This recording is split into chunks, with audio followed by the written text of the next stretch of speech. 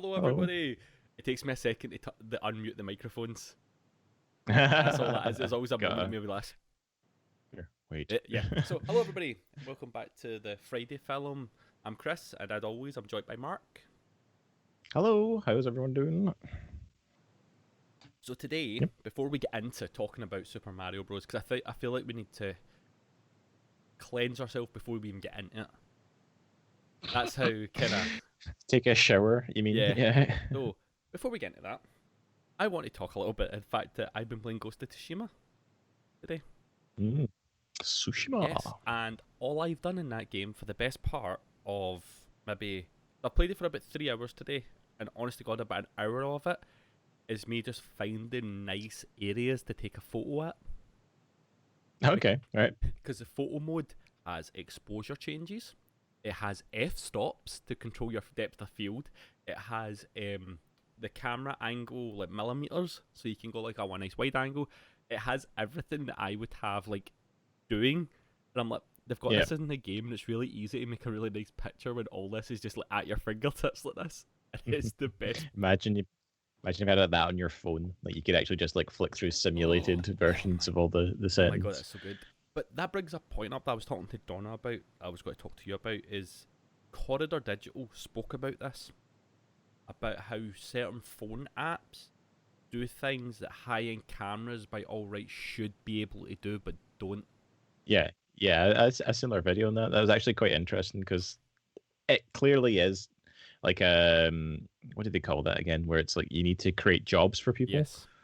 It's like we could have perfectly operational Steadicam. We could have full 3D tracking, everything within these like high end cameras, but nope, they're just DSLRs because, Why? or they're just like movie body cameras, and it's like, Exactly. It's just nutty because the big one that got me is like, why is it Instagram apps can do facial tracking better than most things? Like most programs where you have to manually track it, it does it just as yeah, good. And they're like, it's because they'll release a camera at one point, and they'll be able to charge like $5,000 more for it. You're like, yes, fuck. Just, because these things are always going to be consumer models, though. Like the consumers get the best kind of tech because at the end of the day, you expect people who are working on big budget films and stuff to actually know their craft and don't need that little bit of help. very true. Because the one that got me was the Mm. autofocus when they were talking about they use Canon 80Ds, which are just photography cameras with decent film in it, and their autofocus is better than their red cameras, like the big Yeah, fancy yeah, 20 grand yeah. cameras, and they're like, we kind of don't understand that one because they're like, that's just like such a necessity of like you have that poor person as they sit there going, mm. No, wait, take it again. Let's do this 4 minute shot we just did one more time. Because you got it like two stops out and like they're slightly blurred, like yeah. Mhm. Well, not something we have to do on a regular basis, that's for sure. No, no. Most I have to do is worry about Skype deciding not to put me in focus every now and then. Yeah, it's like, where are you sitting? Imagine that was in like fucking big budget movies. People constantly putting their hand in front of the camera to get it to refocus on Just they pull a full John Cena thing. them. You can TV. see me now. Oh dear.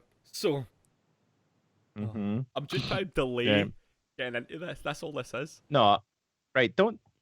We're not going to be too harsh, Okay. right? Okay. So today we decided to continue the video game train going, and we're going to watch one of the ones that kicked it all off, Yes, like the actually. Super Mario Brothers movie, a movie that people said could not be made, and they were goddamn right. um, It's like till next week and now. Yeah, it wasn't good. It was bad. Bye. right, so obviously when you think of Super Mario Brothers, you think of a cyberpunk dystopian future where a benevolent dictator rules over evolved dinosaurs that turned into human beings, and there's a giant fungus all over the world. And it's about Yeah. interdimensional travel. Don't you have to Yep. remember that? Well, there was warp Yeah, pipes yeah, yeah. and They had the warp pipe. Yeah. Oh, okay. others. Yeah. Right. sport whistles. No, let's not get ahead of ourselves here. There was one bit at the very beginning that really Let's- got me just before we really start tearing this apart, and it was just a small thing. They get a phone call about a job. Yeah. And someone else beats them to the job. Who phones more than one plumber? Who actually hires like 3 or 4 plumbers? Hagglers. And just wait People for the who are first just one to like show up. hang on. Like I phoned the Mario brothers and they said they'd do it for 20 quid. How much you gonna do it for? They'd be like, Just like they show up and they go, "Oh, the beat is here," and then just wander off like, "No." slash their tires, I know. man. That's what you should have done. Something. Like this, right? This film, I can't even like kind of begin to understand or describe it, but I'm glad it exists, right? Yes. So this film is loosely based on the property of Mario Brothers, whereby there are 2 characters who are brothers and go by the name of Mario and Luigi. And their last name is Mario as well. Remember that? It's Mario Mario Yeah, and Luigi Mario. Luigi Mario. And they're plumbers. That's something, and that's all it does. That's all it has in common, really. There is vague attempts throughout the thing to have like callbacks to names, places, etc. But this is in of itself an original movie concept that was clearly somehow just like forced and adapt into being something that was a property. Like from what I'm aware of its like kind of production history, this was like it always was supposed to be a Mario Brothers movie, but the people who were working on it didn't want to make that. They actually just wanted to make their own thing. It seemed like they wanted to make this kind of like gritty cyberpunk adult film, and that's why they hired a lot of the people who were like the set designers, the costume designers. All these people were known for working on big budget like sci-fi projects. All right. And it shows. Yeah, oh god. Like it looks good, I wouldn't lie. See the production values, No. looks fucking boss. Like when they first you see the cars in the other world, and they all look like they should be attached to like an electrical grid, and I'm like, yeah, it used like the detail in that, like that it does use like an electrical grid that goes overhead and it passively charges the cars. So cool looking. Like if this was any other film, if this was anything else, literally anything else, call it something like Dinotopia, right? Okay, this is the new film. Like it's got fuck all to do with the Mario Brothers. This movie would be a solid 6 out of 10 instead of a 3 out of 10. No, very true. It's like they've done that daft thing of you put something to it that you can't make it the way you made it. Like you can't. Yeah. It's like so many things where you can get loosely adapted. Like Resident Evil, as long as we have it horror-esque with some form of virus, it doesn't even need to be zombies. You can get away with it. Mario, it's hard to see them in a nightclub doing, cyberpunk dancing to dinosaur songs, and the music was banging. By the way, like I loved that. It's great. Like, but so I'm gonna try and explain the plot. Okay. Because it doesn't really make a lot of sense. No. But essentially, it takes place in like across multiple different like timelines, I guess we could say. It dates back to the wipeout of the dinosaurs, where apparently our dimensions were split in half, where one side the dinosaurs were annihilated and we evolved from apes and other species as well to get to their final apex form of human beings. And in their dimension, they evolved from dinosaurs and other lizards to reach their apex being of which is again it's just a human, right? And for some reason they know of our dimension and they know how to get there, and they know that we have like a piece of their puzzle, which is some sort of like fragment that will bond universes and make them whole again. Is that what you got from this? Yes, it was like so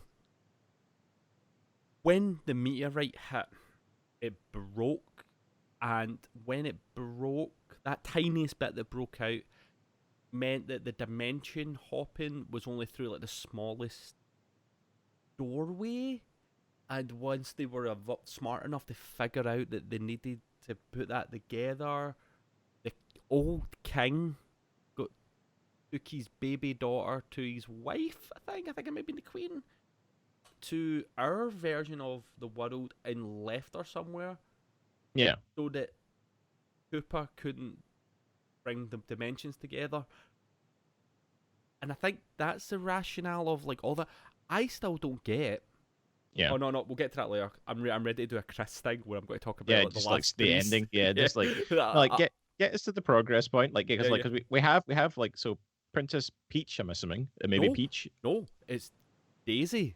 No. Daisy's the daughter. I'm saying I'm assuming it's Princess Peach that's taken the child to the other world or something like that. One of the lineage is taken their daughter in an egg because obviously they're lizards. They're not mammals. They still lay eggs. Yes, and then Don't she leaves them at, oh my god, she leaves an egg at the orphanage and nobody questions it. Nope, they just see it as a child of God, clearly a lizard baby of God.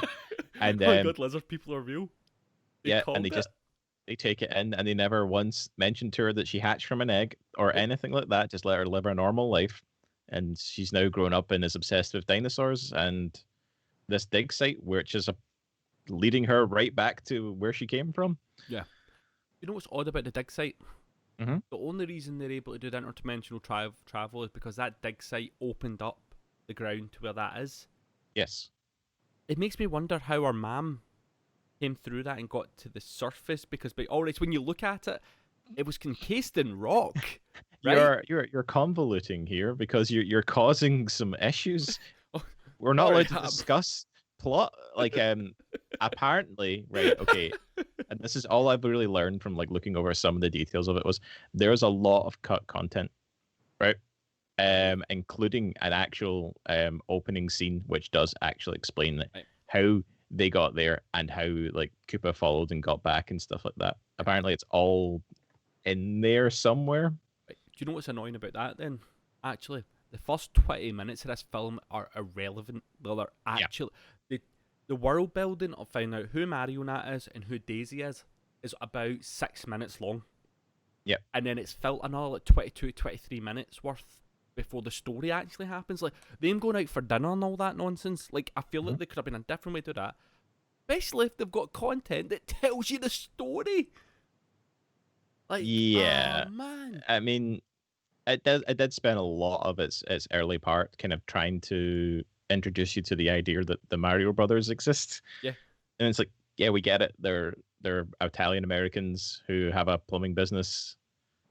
That's all there is. Like, we don't need to be introduced to Mario's other half. Yeah, we'll call her that. And like his Luigi's dating ability and the weird subplot of the gangsters at the fucking dig site, which comes full circle for no reason. Like, they actually finished that story arc, and I'm like this yeah, because the gangsters are like the competitors of Mario, and also apparently the people who opened up this portal in the first place. And right. So they're plumbers, and they're also building like some kind of big giant skyscraper thing. It's like, why do you need a plumbing business on the side, man? I'm assuming it's just all money laundering schemes that they've got, right? Okay, so they've got multiple different ways. They've got construction sites, they've got plumbing, and loads of other things. Probably got a couple of, I don't know, like laundrettes, tanning salons, something like that. Probably the one that Mario's girlfriend works for, the tanning salon she mentions, because that was an important plot point, knowing that she owned a tanning salon. Yep. Like stuff like that. Maybe she's in it. She's part of the mob. But right, so we get to this point where we realize that Koopa is aware that the princess is in our dimension, right? Yes. And she has this last piece of the meteorite. So what he does is he sends his most incompetent fucking cousins to go and try and like bring her back. But as far as they're concerned, all mammals look the same. Yes. So they are just looking for someone who has 2 legs and 2 arms and is female. I know, because they end up taking Mario's wife by accident, because we think that they've already seen Daisy at this point. They've seen her, and then they go, or maybe it's a disguise, that completely different woman. It's definitely her. We're taking to her. So they've ended up with like, was it like 6 or 7 different women in the process? They're all just going missing. I like how chilled they all are. See, when we do get introduced to them, they are so chilled out. They're just like, we live here. They thought we were princesses. I kind of like, I have like a deep love for one of them that is smoking throughout the entire film. Yes. Even when they're like, there's a fucking crazy chase scene later on, but she's just pure the whole way through. Like, they're all wonderful, like Yeah. wonderful Brooklyn women, Italian American women who are just like hilarious. But Yeah. anyway, so like we have this thing where eventually everyone gets kidnapped and taken over to the Mushroom Kingdom. You're like, woohoo, here we Yeah. go. And as soon as you get to the Mushroom Kingdom, it's not all pipes and giant mushrooms and fields of green. It's a post-apocalyptic wasteland with a Blade Runner-esque mega city in the center of it. That is just insane. It is so fucking cool. It is. It's like everything about that. You see that small block that they get dropped into that they kind of stay in most of the time. It's Yeah. so brilliantly. See that way we think of cyberpunk of everything instead of going wide, they just went up. Up in And tiers. then there's Yeah. a roof on top of like everything, and that's where Cooper lives, looking down on his city. It was very Total Recall on Mars. Yeah, And it's it was so brilliant to look at. I it's love obviously that. it's like classism on like a Yeah. like a set. It's just to show you like everyone else lives on the bottom and they're the bottom feeders and they're all just clamoring for their lord to like watch over them. It's kind of it's it's something you shouldn't have in a children's movie, Oh right? god, Okay. no. There's a lot about this like world that they've created is like it's clearly driven by violence, by sex, by like totally weird stuff that you should not include in a Mario Brothers movie, like the corrupt police forces, the brutality of everything, the The wee old totalitarianism. the wee old lady who's like, Yeah. "Oh, I need coins from you," and she's like, "I'll fucking shoot you." She Like, gets I'm out a going. fucking taser gun and starts blasting them. It's so good. But we get introduced to Toad. Get to see Toad. My God, Toad for like 1 second. You know what? Even Goomba version of Toad is gold. Like, I just love him All right, anywhere. but we should probably say like so. Toad is in this is a fully humanoid character, Yeah, as is yeah. everyone else. No one is even slightly resembling their original character forms, but that's fine.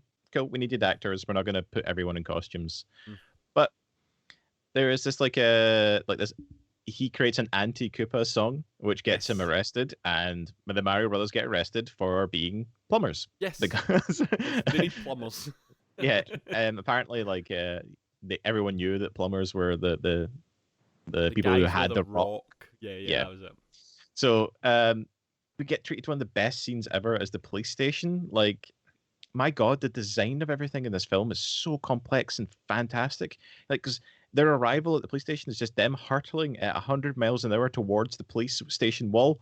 But there's like a trap thing set up. Like these cars don't have brakes. They have a pulley system that grabs them and pulls them to a stop and then throws them in. Kind of like the airplanes on aircraft hangars. That thing of Yeah. like it hooks them so you can just fly straight in. Yeah, it's this weird idea that like the police in this world like have no need for brakes. They're Nope. just gonna ram their way through any problem that gets near them. Yes. They got like even like flippers on the front of the cars, like cow tippers type Yeah. things. It's so fucking well designed. But they get into this like police station, which is clearly like just ramshackle thrown together shithole, where there's prostitutes and strippers like all over the cops, like at all times. Like Yeah. they're just there. Oh like yeah, we're not getting booked in. It's just you're talking to this guy seriously trying to figure out their names, and it's just some woman's foot here at all time. like she's not there to be arrested or No, anything. she's She's just just hanging there. out.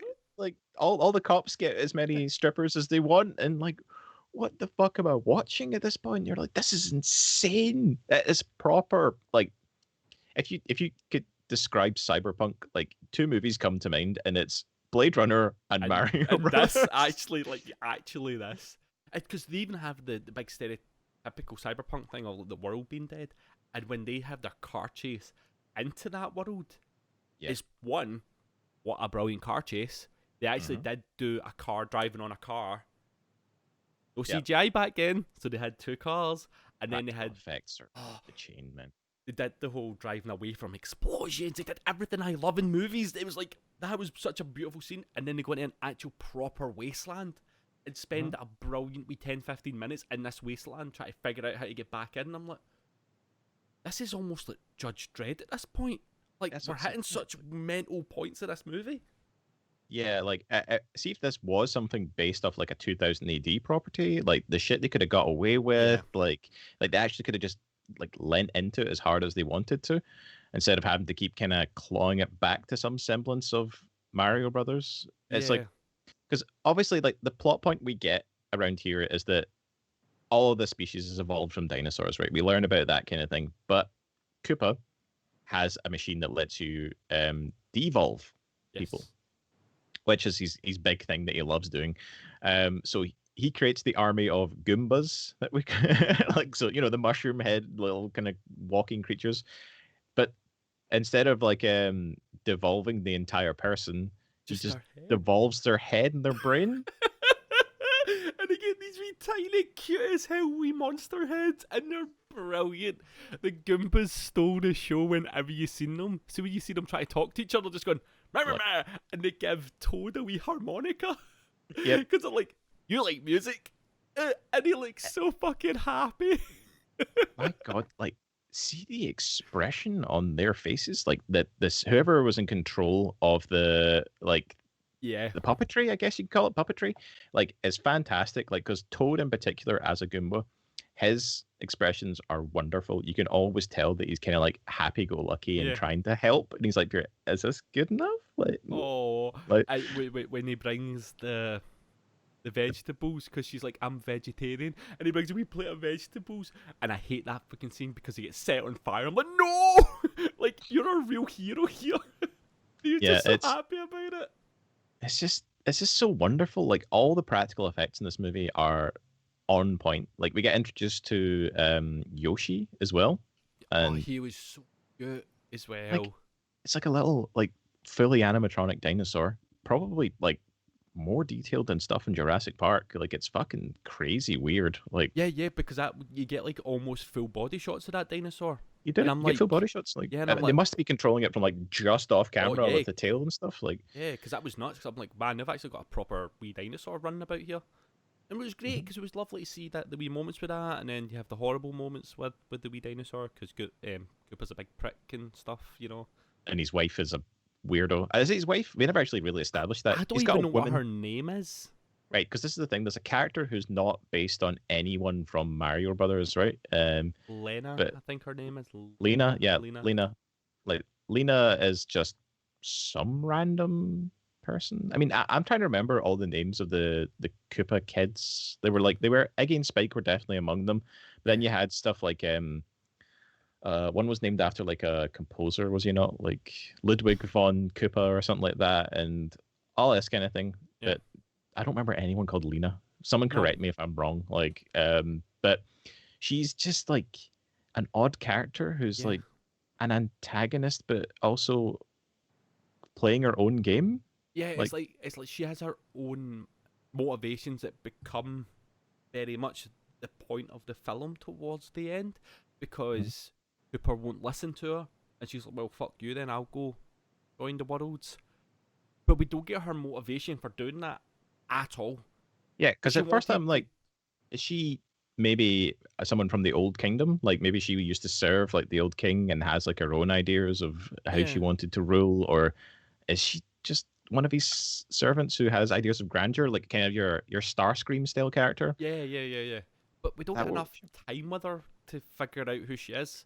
She just has a couple of maniacal moments of like, I'm a bit of the bad guy, and that's kind of it. And then she, I feel like there electrocutes might herself. be deleted scenes because, like, in particular, there's a point where she gets a hold of the meteorite stone, right? Okay, Mhm. and because she starts like doling out these orders to the police force, like Koopa finds out and he's like, "Whoa, what? I didn't ask to do that. Like, take her in and get her arrested, right?"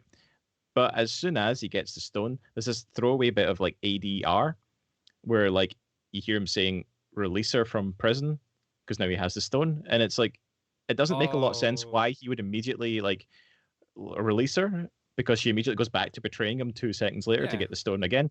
And it's this idea that maybe there was like an entire scene dedicated to her maybe breaking out of prison or like her motivations, and that must be completely like wiped out from the film. That's what I get from that. Yeah, Especially when must you're be. doing like when you're doing like ADR from like miles away, where you don't even see his mouth move, but he's like, "Let her go from prison," you know, Yeah. like, Yeah, it seems like she had a whole arc that was just dropped because there yeah, was a lot going on in this film.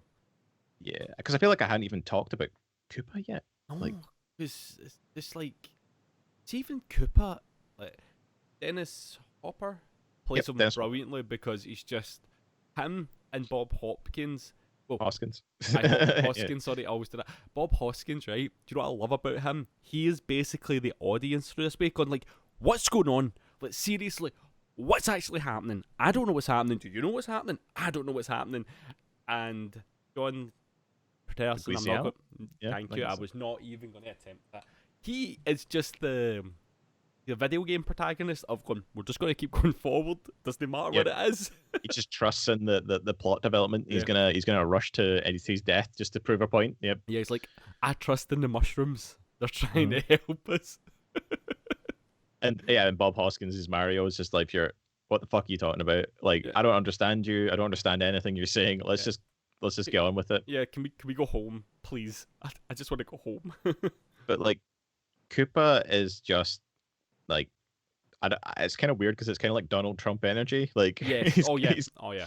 like, I also like his posture where he's like a T-Rex all the time. He's holding his little hands up like Yeah. this. I don't know if he was told to do that, or that was just something he thought of in his own mind. But he's just like It's walking just about there like, yeah, let's do the. it's And so good. you can tell he's just maniacal, but not very smart. Like, Yeah. because there's a scene where he gets annoyed by his cousins and tries to like evolve them to make them smarter. And the second they come out, they kind of have like this instinct in their head that like a totalitarian society is not the way forward. Yeah. And they're kind of trying to think of alternative methods. And he's just like, how about you just shut up and go do what I told you to do? Yeah. It's so funny because the minute they become intelligent, they betray him. Like straight away, they're like, "No, down with Cooper! Ah, fuck you!" I got given a little bit of interesting information from Chrissy, so pinch Right, of okay. salt, about Dennis Hopper in this role. Right. His son asked him, "Why did you do Mario?" He went, "It was so that you could get nice shoes, like that thing of that kind of dad joke thing about, so you could have nicer things." Yeah, And yeah. his son went, "I don't need shoes that badly." That's fucking hilarious. Because as far as I was aware, actually, like Dennis Hopper had like no real clue that this was based on a video game. He just like knew it was something that was popular, and Yeah. he was just like, right, I'm in. Like, I want Yeah. that money. Give me that bread. Yeah. But again, like him and Bob Hoskins just turn up and do their job. Yeah. Like, if you know what I mean. Apparently, there was a lot of on-set drinking involved. Really? Because Really? there was something like because it was a husband and wife duo making this film, right? But Right. they were bickering nonstop and pulling each other apart and had no idea how they wanted this film to progress. So everyone else just on set decided to get smashed so they could get through their scenes. That's so fucking good. We've just had Freya in the chat saying, "Wait, a Super Mario Brothers movie? You do Oh, not know no. what you have missed by not seeing this." In the year 1993, someone decided that the Super Mario property was ripe for making a cyberpunk dystopian future film about dinosaur people. And it is beautiful train wreck. Right. It is. This is the bit with this whole film that's got for me. Aesthetically, complete split personality. Yes. Tonally is where it really weird, because see when they have the comedy bits in the real world, Yeah, it's yeah. actually pretty decent. I think it's quite funny. It's not, it's on the Do you know what it reminds me of? It gets that kind of like Home Alone sort of tone going on. yeah. Like, especially with the music and the kind of way it's like pure like lots of fun. And Yeah. I need to point out something. The music is by like is it Alan Silvestri? Like the guy who did Wow. like big fucking movies. He did like Predator for Yeah. crying. Oh my goodness. Oh, but see when they keep that tone Mhm. into the cyberpunk world of that comedy, and it falls so flat because nothing about everything that you're seeing Yeah. suggests that comedy. Because see when they put in the kind of almost like feel like with the two brothers, they have their own action music almost. Yeah, yeah. And it's kind of like upbeat action music. See when you have that and they're running by like these derelict cars that are powered by this mad. I'm like, and they're doing funny things. I'm like, Yeah. this, I don't get it now. I'm starting to really get drawn out of it. But see if it was like so fucking oppressive in that dinosaur world. Like, say, Yeah, imagine like everything was like just like the police brutality didn't have an edge of comedy to it. yeah. It wouldn't No, be no, for sure. enjoyable, really. I mean, No, it is just a Judge Dredd film at that point. yeah. But I think that's what it's more. It's a case of like, imagine you just took all the, like, see if you just took all the Mario elements out of that film. Yeah. I would have loved to have seen what their actual idea would have turned out like. I am so in for Yeah. that world getting just remade. Seriously, But maybe a wee bit of without comedy, the but like yeah, it more. needs the dinosaur people. It Yeah, needs yeah, yeah. it needs the Goombas. The Goombas are wonderful. They're just so charming, so Yeah. funny, so See, that was the comedy I liked in it. See, that kind of yeah. physical comedy with the Goombas because they made sense to the world. I felt some of the Mhm. other bits just didn't when they were in that world. Like I kind of liked the joke about Cooper getting his pizza though. Like Yeah. that was a good running joke. Like Yeah. because always like he's always concerned about this massive plan to merge dimensions and create some sort of like utopia for himself.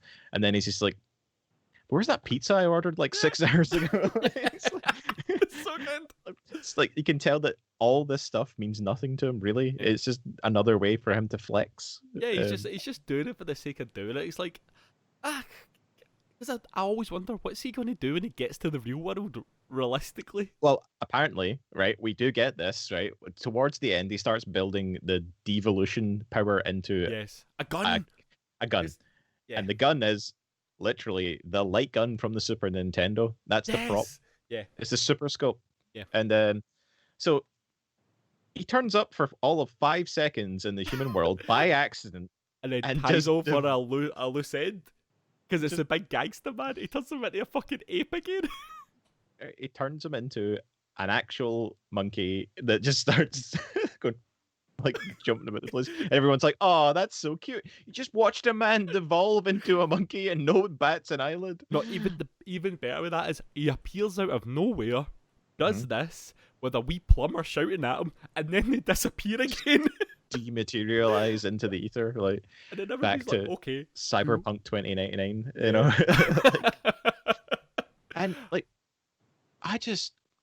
I don't know. At this point, like the movie kind of just like doesn't know what it wants to do or how it's going to end its plot, because there was no plot really other than trying to keep this stone away from the bad guys. But they don't keep the stone away from the bad guys. Like even towards the end, when like there's this part where like they break into Koopa Tower, they try and rescue Princess Daisy and all the other like Brooklyn girls, right? And then we have one of the most beautiful action chase scenes ever. Oh, a mattress going down a frozen ventilation pipe at 100 miles an hour. They're basically going down a flume. They're just at Yes. and then and then you have the Koopas and go, well, we better go chase them. And one falls over, another one rides it. Yeah. Oh my God. And I'm pretty sure they blow up inside the tunnel for some reason. No, they hit a wrench and it Yeah. causes them to like smash themselves into oblivion. Yes. But as I say, my favorite thing during that whole entire chase scene is one of the Brooklyn girls is just holding a cigarette the entire time, trying to keep it lit. And it's just like, oh my god, you classy lassie! I absolutely love it. It's, Yeah, it's so it's great character development. Like, yeah, I mean, this movie is ridiculous, Freya. Like 100%. Like, you need to go watch it. It's only $1.99 on Amazon. I Yes. recommend it to anyone. But like, just I need to say that like whoever did the set design, I think I saw it on like IMDb. I'm not familiar with their work, and I'm Yeah. kind of sorry about that. But like set decoration by someone called Beth Rubino and costume designs by Joseph Poro. Both of these people did a fucking fantastic Oh job. yeah, they smashed out the park. Like those sets would look good anywhere. See, like if you're doing any kind of dystopian world, what they done and the time and attention to detail to put into things. Like, see the club. That club scene was only what, maybe 4-5 minutes long, really, and they build a proper club, and it's all lit amazingly, neon everywhere. There's bars, there's everything for him to just kind of get in the club and then leave. And don't forget, like every single person in there has a costume. Yeah. Like this cyberpunk crazy cool costume, and there's tons of extras there. Yeah, and like, Like- some of them are like half dinosaurs and stuff. Like they're not Yep. fully thing where they've got tails and things, and you don't notice it the first time round. And you go, "That's actually pretty cool." Because like one guy's got a bit of scaly scale cheek. skin. Yeah, yeah, and I'm like, that's so cool. For a guy that's on screen for like maybe a second and a Yeah, half. it also has this weird world building thing where you understand that some people don't want to fully evolve to Yeah, human level. They want to retain some of their dinosaur appearance, and that's like this stuff isn't like mentioned or like expanded upon, but it's like just freaking blown over. and like there's so many scenes like that. Like they go to like all these different locations and they're just so rich in like stuff happening, costume built and like props built. You're like, this movie must have cost millions, like Yeah, and like 90s millions, you yeah, know? yeah, Like yeah. Like real millions. I does it tell you the actual budget on IMDb? It Because like doesn't. I'm having a quick nosy and I can't see it. I'd have to actually properly Google it. Give me a second. Let's see if I can find it. oh, it's on IMDb Pro. It tells you where the all that kind of stuff like money and all that kind of thing, I think. But anyway, It God, was. I don't. I don't know if that's. Yeah, its budget was 48 million. 48 million in the 90s. And also remember what film that this is as Mhm. well. Like remember A the huge property. Yeah. yeah. So like they got given a chunk of money because underneath it, I've got like the popular searches. Other films around about that time is like Mhm. Who Framed Roger Rabbit is 70 million, which was already going to be huge because of what it is, and things All like the Warner Brothers yeah, like and same with Hook, properties. like Hook and that are all around that part of the 90s. So they Mhm. put a lot of faith into this film. Well, that's the thing. It's like obviously films like Who Framed Roger Rabbit, they reviewed brilliantly. Like people loved the shit out of that. Oh, This such a good movie, film. on the other hand, was tanked. It was Yeah, attacked so badly. I think they only made half their budget back. I wouldn't be Apparently, surprised. Like yeah. it's again, it's a film of two different films that happen to be jammed together. Let's Mhm. see if they see if they genuinely made a cyberpunk film that Yes. looked like that, and even being a tiny bit campy with it, because we've already Mhm. had the super serious cyberpunk with Blade Runner, which was critically amazing but a bit boring for a lot of general audience. See if they went, Yeah. why don't we do that? Well, see, instead of making it androids or whatever, why don't we have dinosaurs? No, like And I get then it. oh man, I'm just thinking that film, this weird noir film, and it's a Goomba in a detective hat with his wee notepad, just going, ah. And his little harmonica. That's when he's really sad drinking. Just one of them in jail, just going. I mean, yeah, Frey asked the question of how we'd feel about a remake. I personally, if you could get those two back with the same budget and everyone else and not make it a Mario Brothers movie, I would be happy. Yeah, I'd be totally in. Yeah. But sadly, because I would really, if I wanted that, I would really want Bob Hoskins in because I loved his Mario. Unfortunately, It's- Bob Hoskins Hoskins is is no gone. longer Dennis with us. Hopper is gone. Yeah. We could get John. Yeah, Make but him Mario. he's kind of gone in his own sort of way, if you know what I mean. Like he's See from watching this though, it made me kind of want to shave my mustache back in. I won't lie. I was like, I looked at his mustache and went, gonna just let the hair grow back as well, like just get the Oh. sides. I was talking about this a couple of days ago about growing that bit of my hair in so I could do the Hellboy top knot at the back. Oh, okay. I'm playing samurai games now and I'm going, man, I could do it. And I'm just going, I wonder how long it would take before Donna kicks me out if I'm running about with the tiniest top knot. Well, I had this discussion as well, like because Ina was watching this in the background pretty much with me, and she's like, "Why would if you were that bald, like Bob Hoskins bald, Yeah, like yeah. wouldn't you just shave your head?" And I'm like, "But look at this man. He's like rocking it. He's actually like owning that hair, right? Okay, it's only been maybe in the past like 20 years or so, maybe a bit longer, that being bald has become a crime, right? Yeah. Where people are like, no, you have to just fucking like wax the full head. You can't have the side bit. You can't have the thing. But you watch something like Seinfeld, like George Costanza is one of the main characters. He gets laid all the time, and he's got that fucking Oh, like what's no hair coming from the back. You know, like Die Hard. What's Friar Bruce Friar Will- Tuck. Bruce Willis as well. Like Yeah. he made a whole career of being balding there. Yep. But you're totally right. It's only been in the last 10, 15 years where it's a case of, see if your hair's going, you have to get rid of all of it. Or not. It's the Jason Statham thing, isn't it? Like, where someone said, like, "Oh, a bald head is where it's at," and it hasn't gone away apparently. No. But yeah, that's why I'm bald like that, because I've got the dark rim going round this bit. Like, Yeah. But I've done it for a Halloween thing where I've shaved just the top for like a hillbilly, and I won't lie, I kind of liked it because I looked like a nutcase, and I'm like, there's something kind of cool about that every now and then, having that kind of nutter look. Yeah. Like, see if you were wearing a costume that matched any of the characters from this Mario Brothers movie, and you had that haircut, you'd fucking get away with it, no problem. Oh yeah, totally. Like, Like I that. feel like for some reason, see the costumes in this film. Like, see when I was looking at them today, I was just like, holy shit, everything in this is badass. Like, I would wear any of Oh those yeah, outfits yeah. because it's like they're so unique, so cool, so like flamboyant, and they've got like a hard edge to them and stuff. Like most had like spikes on them, and Oh, I know. it's like, Do you know what that is? God, fashion, peak fashion. Do you know that? That's what it's like. It's like that thing of so see when you had a Blade Runner fashion, it was very toned down cyberpunk because it's trying to create a realistic world that happened to have this aesthetic. Yeah, This it's like the feels, brown coats kind of thing. yeah, Yeah, yeah. yeah. This because it's noir. We can't go all bright colours and that in noir. See with this note, it felt like they went to a fashion designer who was still at uni and went, "Go nuts," and she put in, or they put in all their fucking work. They always put nutty things in that they know they'll never make, and they went, "Yes, please," because see that latex red dress spiky thing. The Oh, bouncer what's it? wears. Bertha or something Bertha, they yeah, called her? I think it was like Big Bertha or something they called her, yeah. But man, that was fucking boss looking. I'm like, that's one hell Yep. of a dress.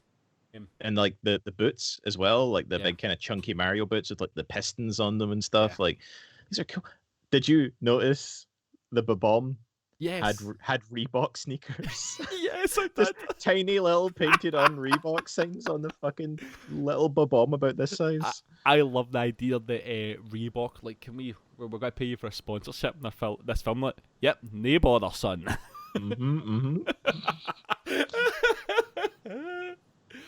But, oh man, see, now I'm just really annoyed because I want this weird dino cyberpunk movie that I'll never get now. Like, it's Yeah. bothered me, and I'm sad. 'Cause Yeah. now I'm just stuck with this version of it, which just so close to hitting the mark. It's an I know. interesting take, I suppose. Like, I'm trying to be nice about it a wee bit now. It's like, you know what? Like- At least they tried with it for a Yes. gaming film at that time when people didn't really know how to do shit when it comes to gaming movies. I didn't hate it. Right. Same. Okay. I'll put I my hands sat up. there and I was like, this plot is going nowhere and it's a bit convoluted and blah, blah, blah. But the rest of the time, I'm just like, this is a fucking cool movie. Like, Yeah. I can't lie. Yeah. It's like everything outside of the story was done to such a good level for a film that had no right to be at that level. You can Yeah. forgive the story. Like, sound design, brilliant. Costume, practical effects, the acting. Next level. Yeah, Like, the fucking acting in practical. it was really good for what kind of film it was. Mhm. And it's just like, all you had to do was spend 15 minutes on the story, guys. Maybe not take acid when you're writing it. Yeah, I mean, that might help. Yeah. And obviously, don't turn up to the set and keep changing everything every 2 seconds because you're fighting amongst each other. Yeah. Apparently, there's a lot of cool like trivia on this. By the way, I was just looking through the whole thing. Arnold Schwarzenegger was offered the role of King Koopa. Said no. Oh my god, Um, just imagine this film with him in it because you know they'd have to rewrite everything so it's a pun. They just Yeah. would, and it would be beautiful. It kind of would like apparently also Harold Ramis was the original director, but then said no like halfway through. Harold Ramis is a fucking amazing director as well. That would have been a great comedy film. But I'm glad we've got the mess that we have, like, because I don't know, like, if any other like Sorry, Freya just chimed in and went, wait, not take acid when writing anything? Maybe advice is take more acid. It could Yeah. work. like see if you get to the point where you're having a consistent fever dream, right? You know, when it's like the thing has become reality, like that's cool. Don't Yeah. just go like pure. So for the 5 minutes there, I just dreamt about dinosaurs and like electric cars. It was pretty cool. Listen, I Like, think we can get a movie out of this. yeah, definitely could get a movie out of this. But yeah, because as I just seen like from all these things, it does say that like the husband and wife directing team, we're constantly fighting the studio to make it into a gritty adult film, and the studio were just like, It's Mario, bro. Yeah, it's one of the few times where you're on the studio's side. Like, seriously, guys, remember the audience that this is going to get marketed to. Because, right, imagine you took away the Super and just called it Mario Bros or whatever, right? Yeah. And made it an 18. Like, who the fuck's got to the cinema to see that? Like, really, they're going to go, no, like, nope. Because like proper adults who'd have been for it that time wouldn't have more likely known really what Mario was. Like the older, like quite a bit older, so they weren't going to pay money to see it, and then all the teenagers aren't going to see it. Yeah. I don't know who they thought this film would appeal to in the slightest, though. Like, it must have been a very confusing production meeting. Like, Yeah. Because whether, like, I'm trying to think, what were big live action kids movies in the 90s? I mean, I'm guessing, because, like, all I can think of is Jurassic Park, and Jurassic Park is not necessarily a kids' film, it's a family film, right? Home Alone, would you put that into that category? The Goonies? Yeah, I mean, that was late 80s and stuff. They were the 80s. But it must have been a hard time where, like, people were just trying to, like, figure out a way to make stuff like that entertaining for kids these days. Right, okay. Again, pinch of salt with a few of these because they're on the later side in the 90s. Apparently, Home Alone was 90. Oh, was it 90? Yeah, right, okay, that makes sense. Okay. It was in production for a long-ass time, wasn't it? Power Rangers. Thomas just chimed in with Power Rangers. Power Rangers was another one where they tried to make it dark and edgy, didn't they? And had, like they fought against, like, slime monsters so they could have gore in the film and stuff like that. Power Rangers was a really odd one. Again, another one had amazing production design until they got to the CGI robots. Fuck that, man. That looks so bad. Everything else about that looked brilliant. And you know, some of the better fighting scenes. I'm just having a quick look because there's a lot of animated stuff in the 90s. Hocus Pocus. There's a cool one. But that freaked me out, that when I seen that when I was younger, because that was quite dark for a kid's film. Hocus Pocus is dark as hell. Like, people get shot right through the fucking body. Yeah. Decapitation scenes and everything. It's quite gruesome. Oh my god, the Three Ninja movies. Do you remember the Three Ninjas? Yes. Actually, I just remembered more from the 90s. We had all the Hulk Hogan films. Suburban Commando. Can we watch Suburban Commando one time? Because that's one of my favourite wrestler movies that became an actor. Because I remember it from watching it when I was wee, and I really enjoyed it. Because I'm pretty sure he has a flying skateboard at one time. Yes, I'm pretty sure. Jumanji. Yeah, so, like, there's a film that gets, like, kids' film, right? Yeah. Like, that's one I'll definitely give it, because everything else is kind of bordering on the family film where it's for everyone, but Jumanji, like, properly gets the sense of adventure that's for kids. Yes. Which is, not even in this film in the slightest. There's no adventure. It's all just the bitter craziness. Karen's Cauldron, a dark Disney film that was banned in theaters. I've never heard of that. Apparently because it was banned. I've never heard of it either. Like, Karen. I need to have a look. Right. See, I mean, I've got this. See, if we're talking about, like, Disney between, like, late 80s, early 90s, they did a lot of weird shit with their production companies. They made a lot of, like, really quite bleak films. If you think about it, when was Disney's Black Hole made? That was probably one of the most dark and disturbing films I've ever seen in my life. No idea. I see the film. I think the film that is it the Black Cauldron by any chance? The one that you're no, Taran. Taran, yeah. Oh yeah, he's the guy from the Black Cauldron. I think I might have seen that, but it was years ago, so I don't remember it. No, maybe that's a good thing then. But, like, Disney have a history of that kind of thing, of making, like, really quite dark and disturbing stuff, and never really banned many of their things. They usually just kind of put them out and went, oops. There's one that has that in a very small way, but you don't realise it till you watch it. Again, it's things like Mulan. Like, when it goes into the actual war parts of Mulan, they don't really hold back on we're in a war with the Mongolians and things. Yeah. But, I mean, like... Free Willy. How did we forget about Free Willy? Because it's a terrible film and should never have had sequels. Very true. And then you've got George of the Jungle.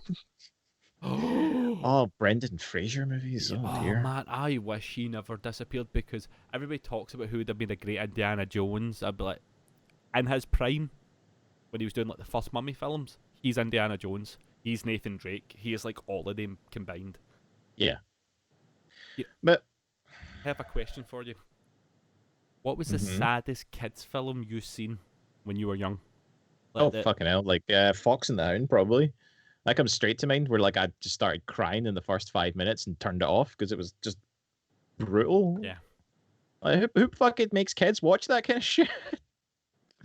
mine was Homeward Bound. I think Yep. it was the second one. I still can't watch it, even though I know everything's okay at the end. Everything works out. I Yep. can't because I get to that bit with the pit and I just break down. I actually just so break down. It's Yeah. popping up when I'm looking through these of like live action things, and I'm just like, nope. I'm just remembering another one that made me cry, but not for like any good reason, was the Transformers film because Optimus Prime gets blasted into a grey mist and Yeah. just left there to die, and I'm just like, this is 5 minutes into the film. Oh yeah, What, like what are we supposed to do now? I mean, he's dead. that film has the best soundtrack of any movie ever. The original Transformers film. Because it's got The Touch. Mhm. It's got oh god, I can't remember the name of it, but I have all of them in a playlist. Yeah. Only other film I think's got a better soundtrack is Rocky 4.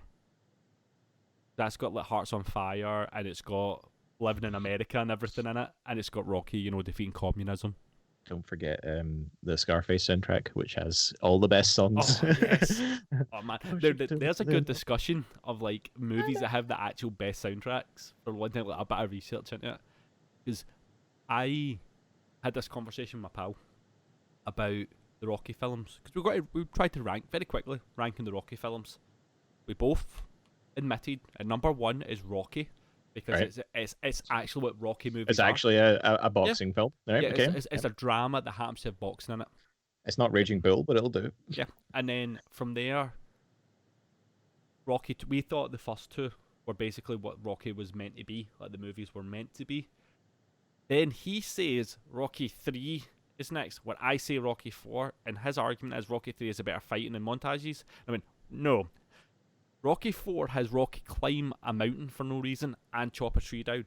Secondly, Rocky 4 has a better soundtrack, and we're at this point of the Rocky films where that means more than anything that actually happens in these films. I honestly don't remember which ones are which when it gets past 3. Like, all of them just blur into like one. 3 is Mr. T, 4 is Dolph Lundgren. And you have Dolph Lundgren in it. He's a big Russian who kills Apollo. Cool. I guess so. Nah, but Music. I think I remember enjoying this Mario Brothers film, by the way, when I went to see it in the cinema. I did actually go to the cinema and made my dad sit through this. He was not exactly really happy with me afterwards, but you know what? Like, I saw the Mario Brothers film and I was like, yeah, you know what? This is quite fun. Like, I never like all these people who got so bitter by it. What were they wanting? That's what I need to know. This is my issue with doing any of these games or childhood franchise things is the people that go watch it now. I give a lot of leeway to films that I actually don't enjoy, and I get why they're still loved. So, big one for me, see all the new Star Wars things. I didn't enjoy them, and I could talk for another hour and a half about why I didn't enjoy them. Yeah.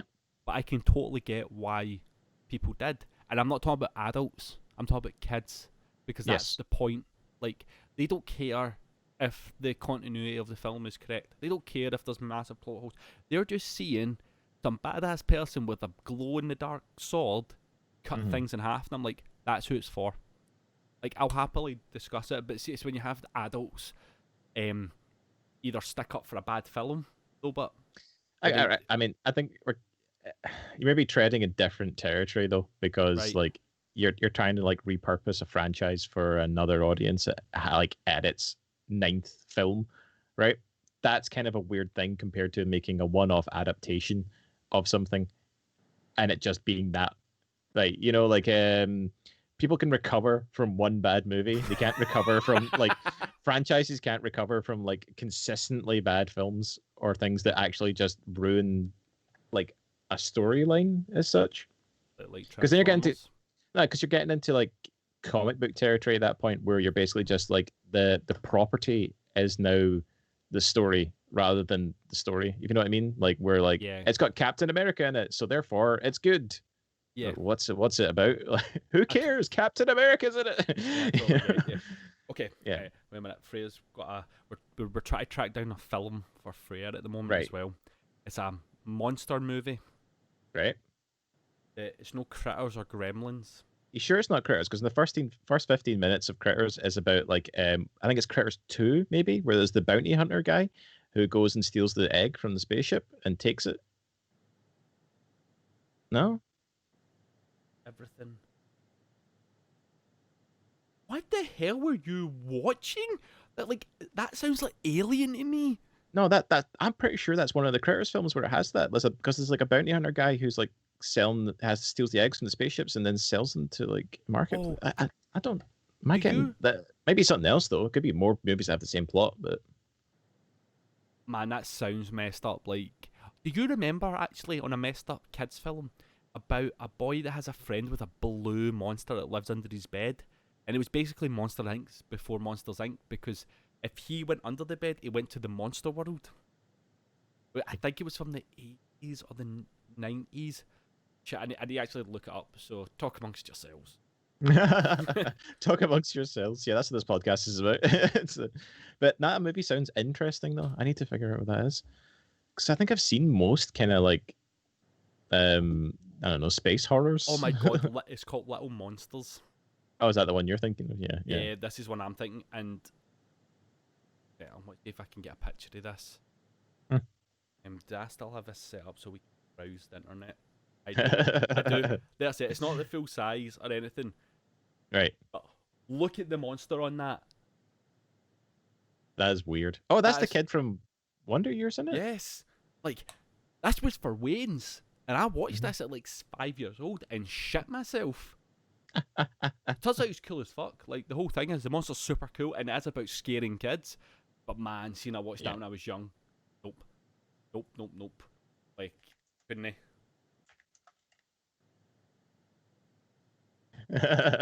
Who knows? Imagine that, you're waiting for Batman to come on and then so Freya's like, I'm waiting for Batman to come on and this monster film came on and scarred me for life. That's happened to me. Like if like I remember those good old days where you're like waiting up for a movie and the thing that's on beforehand, you're just like, I shouldn't What? be seeing this. Like, like what's wrong with the people who put together these productions? Like, And you know, absolute they're bad meant to come on lads. at like 5 in the afternoon and they're just like, kids will be fine with this. We wonder why we're Yep. all jaded and like, we're all completely emotionally stunted as adults. It's because we all grew up with the Mario Brothers promising us a dystopian future that we never got. Like, I don't have my jet boots. I know. Okay. Well, So, I think the idea of keep going into this kind of gaming film thing. where could we possibly go? Like, though, is there anything worse or weirder? Like, can we get weirder? Yeah, because that's the thing. See, now it's just falling into that kind of. They're just bad films. There's no redeeming quality levels. There's quite a lot of them. Mm-hmm. Both. Freya's saying the Sonic movie. If that's I've about not, it anyway. I've not seen it. I don't know if it's Never. available on any platforms yet. I probably could rent it from somewhere. Like, if it's But- available, that is a good shout. But I'm trying to think of, like, things like Mario and Street Fighter and all that nonsense. Do you know what? I think like I actually do think that Sonic would probably be a good shout because it's been so long since we've had someone attempt. I mean, like Detective Pikachu, yeah, we can call that a video game movie, but it's not. It doesn't even attempt to kind of incorporate the Pokemon mythos or world. It's just like people have Pokemon, that's it. Like, Yeah. there's no battles, there's no tournaments. It's not like it's a detective film with a bunch of CGI characters thrown in. Like, do you know what killed me? Because see, when they do have some of the Pokemon fight in the moments, like very Mhm. brief moments, it looks brilliant. But I'm like, Yep. man, I would love to see that film of them just actually doing some kind of storyline that means that they can fight with their Pokemon. yeah, I mean, again, like it's not like Mario Brothers had any connection to the original source material, but it was a spectacle. Detective Yeah. Pikachu is not a spectacle. It's a thing. Yeah, it was like the CGI looked decent enough, and that was kind of it for me. Yep. Just Yeah. stuff happened and the movie finished. But yeah, Sonic looks like someone making a video game movie again. Like, Yes. and I'm kind of want to see how much of a shit piece it really is. Like, that's what I'm looking for. Have you seen Double Dragon? No, I've not seen Double Dragon. When was that released? That was in the 90s. That would have been the 90s. Right. Double Dragon. This is to Thomas because it was his suggestion, just to make sure I'm remembering it, because I know there's a film called Twin Dragon as well. Was Double Dragon where they had the amulet and they had to put their amulet together in the movie, kind of get their power thing sorted? Because there was like a couple of films at that time where there was like brothers needing to take down. Yes! Oh my god, I so remember that film. I loved those kids' martial art films back then, because it was such an interesting thing to have all these martial art movies that suddenly came out that were really bad, but for Wayne's. Because I remember the three ninjas. There's the BMX. Was it not like BMX ninjas or something like that as well? Yes. I can't remember what they were, but yeah, there was loads of them. There was quite a few because I watched all of them because I wanted to be a stuntman. You wanted to be. Yeah, okay, no, interesting career choice for someone living nowhere near a movie studio. yeah. So I was having like a crisis moment of realizing why the hell I was going back to study film, and I was like, shit, what am I doing this for? I never filmed nothing in my life. And then it clicked to me. When I was young, I did have a wee video camera, and what I would do would film fight scenes with my pals. And because we didn't have any software or anything, so you put your tape in, so you'd have to work out your whole fight scene and work out all your angles and then pause. So you'd have to do it in the one go and be like, nobody move while I walk round to get it at the right angle. God. So yeah, That's amazing. That was like my whole thing. I wish I still had some of those tapes because some of them were put together pretty decently, because then it was just me as like a 10-year-old going, pause. I used to do something similar, but not with stunts. I did it with stop animation. Oh, nice. Right, so I would literally have to film it like bit by bit, like 1 second on off, on off, on off to stop to get this done. Oh man, So good. Imagine figuring out what editing was millions of years later, right? God, yeah, like, wait a minute, I can film all this at any order and just film it and get it done and then stitch it to... God, because honestly, it would take us... So our fight scenes were about 2-3 minutes long. Mm-hmm.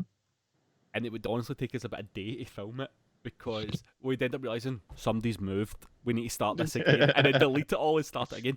And even more so, we would go to like, the parks to do it, and we were all into Jackie Chan films, so we would do all these weird parkour things with it, and it was brilliant. Or we got up like the school roofs and stuff. Brilliant. It was so much fun because health and safety hadn't kicked in yet. You know, I think health and safety counts when you're a bunch of kids doing whatever you want. Like, you can throw yourself up a building if you want. And you'd be fine. You'd just get back up like, I'm okay. Yep, just internal bleeding. I'll find out in 2 to 3 years. Yeah, I'll be like, I'm going, I wonder why my back's always sore and I've got a sore shoulder. It's just this My bit of knees. fucking brick like wedged in there. So, before we wrap everything up today, have you watched anything else this week? Anything that can like come to mind after watching this movie? Yeah. Anything that's kept a strong memory. Oh my god, like I can't honestly even remember now. I'm sure I have, and like, but all I can think about is this Mario Brothers movie. Like, I'm trying to think of even bother to watch like TV shows or shit. And like, just it's honestly, I've drawn a blank. No, what have you watched? I watched The Old Guard, The Old Guard. Oh, the one that's on Netflix. and it was. I really enjoyed it. Right, again. Wow. To the odd person that doesn't know this, who's not been here for me to go, I love action films. Like, I've always loved action films. It's been the thing that's made me happiest. And this does it well. This is a really good modern action film where it takes itself seriously enough. Where you're like, cool. They're doing what they're wanting. They're doing it for meaning to fighting. It's not just, we have to make it look cool. Secondly, if you need a gold standard on how to do a female hero, yeah, Charlize Theron is your gold standard, because her fighting looks like somebody that's trying to knock your fucking head off the way it should look. Yeah. And because she's a tall person as well, when she throws more punches than kicks and things, and it's brilliant to watch. My So the storyline of it, very, very quickly, is these are ancient immortal warriors. They've been around since. It looks like Charlize Theron might have been around since BC times. Oh, okay. Okay, and then she meets others as they go, and there's a wee group of them, and they can die eventually. You find it very early on. Is it like Highlander style or like? Basically, they heal. They just heal. Even if they get killed, they heal until they don't. There's just a day it stops working. So okay. So they're not just running into stuff for the sake of it. They're careful because that day could be the day that they die. And they were always there, kind of helping with problems. So they'd pick and choose the fights they get into, and they would say save a family who turns out stops like nuclear weapons getting passed across to the other side, or they helped in the Crusades at certain parts that saved a lot of people. And it's that storyline of them. It's just that storyline of them through history. And somebody figures out who they are, and they want their DNA to see if they can create immortal people. Right. Okay. That sounds actually pretty badass. Like it's such a good film, and it's even got a sequel bait at the end. Is it set up to be kind of sequel bait, or is it like? It's honestly set up in a way that you could happily have it as a one film thing. Right. But I don't want to. I actually don't want to say the sequel bait to this because. All right, don't spoil anything. I'm not going to spoil We're all going to go watch it. Because old guards, yeah. Yeah, it sets up something for you that is really cool because they dream of each other. That's one of the big things. That's how they find a new person. So if somebody dies and it's a new immortal, they all dream of her, and they're like, "Oh." My only criticism is the music. They have normal orchestra music playing. Right. Okay. But then they have odd occasions of just songs playing over the top. So you have the things in a fight scene and you have a song play, but they have these really emotional songs, like almost like really soft, like singer-songwriter songs. I get that. "Kiss from a Rose" by Seal starts playing. Kinda, because they're trying to show the emotional weight of them doing this. This isn't just a bit, but it slows everything down, even though the action's super fast-paced. I'm like, oh. And I watched Lord of War. The Nicolas Cage one. All right, yeah. I just want to say, outstanding. Forever since I've seen that, man. Like, it had a really cool message. I remember at the beginning, but like, yeah. Oh, I just remembered I actually watched something. It lasted all of like 20 minutes, and I wanted to never see it ever again. Have you seen Warrior Nun on Netflix? Not yet. I keep meaning to watch it. No. It's fucking like honestly, I was like, I'm giving it a go, and I sat through the awful fucking acting, the just like attempts for people to like they take it way too seriously. Like, see how like something like Buffy the Vampire Slayer really worked was because like from the get-go, it was like you are the chosen one. You will defeat the ancient evils in this. It's like you're like, fuck off. Like, no. Right. And this thing is just like, it's so fucking bad in every layer. Like, there's no good like production values. Like the first 5 seconds of it, these people come in with like glowing swords and like the Joan of Arc or something. I don't know. It's pish, right? Just don't waste your time. I don't think like the main character is not a warrior nor a nun. Just putting that out there. Like, there are warrior nuns, and she is now like made to be the chosen one. But she was just a random dead girl, and is now being imbued with the power of all things, and like whatever, man. Like, did you hear on this one? That's again a little bit of news that I found out today that Netflix is throwing their biggest budget they've ever thrown at a film for the new Ryan Gosling and Chris Evans espionage action movie. Is Ryan Gosling the main cause of the giant budget, or what? Well, I don't know if it's going to be Ryan Gosling's the cause or Chris Evans, Captain America there. I think Chris Evans works for whatever he wants to. I think he only really got that massive amount of money was because he literally said, like, I'm going to be in this for like 7 movies, you better pay me. I think that was what he was saying. Like, it wasn't necessarily that he was that big. Yeah. I don't know nothing about it. I don't even know what it's about. I just seen who's directing it? No idea. It just gave you like that story of they're throwing all their money at this movie, and I'm like, I like Ryan Gosling. I think he's a good actor. Chris Evans as well, good actor. I mean, at the minute they say we're throwing all our money at it, I'm just like, oh, it's going to be so shite, and then it's going to be like, it's going to look so good with nothing going on. Because I watched that Henry Cavill film about being a spy. I thought you were going to say I just watched Henry Cavill assemble a PC for 20 minutes. I did watch that, actually. I watched that 5-minute video going, Donna, perfect man, by the way. Leave the room. I'm watching this alone. To be fair, there was one moment where he was like doing screws, and he just looked like he was pumping the PC, and I'm like, fair play, big chap, man. I don't care. I'll just watch that. Oh dear. Right. I mean, so you were saying Henry Cavill doing what? What was that movie you were watching that wasn't the PC? It was espionage film. Was it Mission Impossible? No. Man from U.N.C.L.E. Oh god, yeah, that's quite an old one, man. Do you know, he is brilliant in it. And then the big Russian guy in it as well. He's not Russian, but his character's Russian. He's brilliant. He's the twin. He plays the twins in Social Network. Yes, yes. Him. I can't remember the actor's name.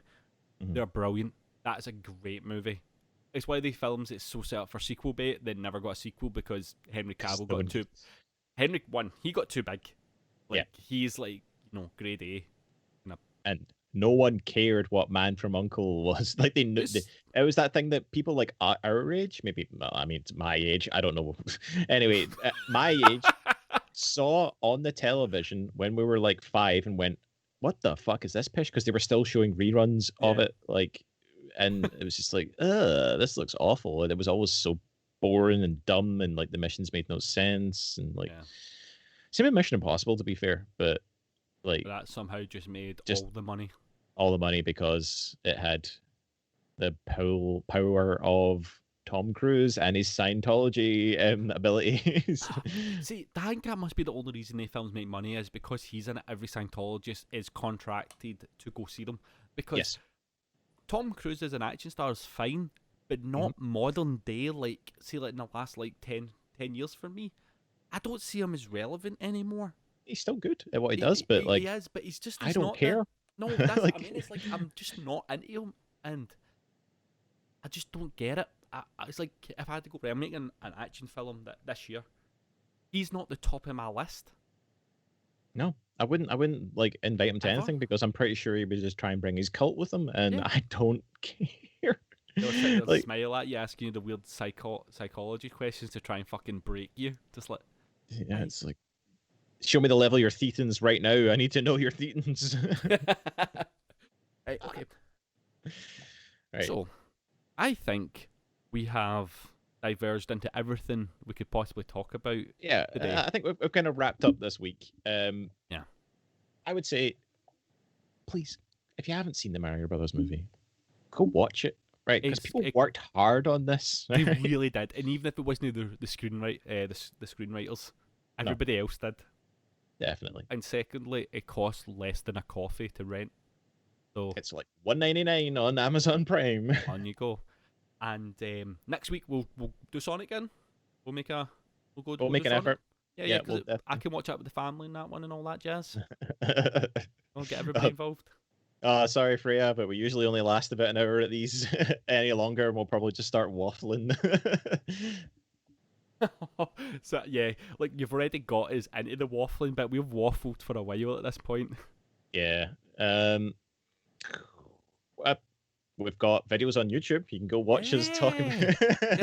Yeah. YouTube channel's ready. Yeah, my very bad promoting of our YouTube channel is about, yes, it is. Give me a second. I'm actually going to link it in the chat for people just before I. Yeah, because all our previous podcast shows and all the other kind of stuff are going up on YouTube just now, thanks to the hard efforts of Chris himself. Going through all the old VODs and editing some stuff together. So doing me best to try and get this up and running. Is this? I mean, I was. Huh? I'm just no, it is. I'm trying. Do you want me to do it? Yeah. Because no, it is. I've got a funny feeling I'm going to end up sharing the one that you have to log into our thing. Yeah, I think I'm in the wrong bit. I do know how to use a computer. I swear, honest. Right. Okay, so like this is the channel. You click this link and it takes you to the channel. And then you can watch any one of our Oh my god, that was the videos bit I that we've was got on. uploaded. Yeah, yeah. Yep. So far we've got a bunch of Friday stuff. Not all of it because when we first started this, shit was hard and it didn't work. No. Is the best way to say it. And we've got some Simpsons ones. If you're into Simpsons, me and Michael talk rubbish about the Simpsons for about 40 minutes. And we've got our first deep dive. Our only deep dive, because I've not done the Blade Runner one yet. Not yet. That one's going to be a bit more effort to put together. They've just not put some time by for it. Yeah. The Starship Trooper one, yeah, like that was a really good discussion. I enjoyed. That was a fun one. Yeah. A really fun one. So there's hundreds of stuff for you. If you're interested. Donna, I don't see why I need to get dragged into Sonic. It's Look, meant to be if we're paying for it, you're watching it, right? Yeah. And it's meant to be good. It's meant to be a good one. So, always I need to kind of limber up for doing these bits. It's always a pleasure, and we've been always the worst. Thanks. Right, everyone. Bye. See you next week. And until then, I'll probably be streaming later. Come see me Yeah. then. Bye. Bye.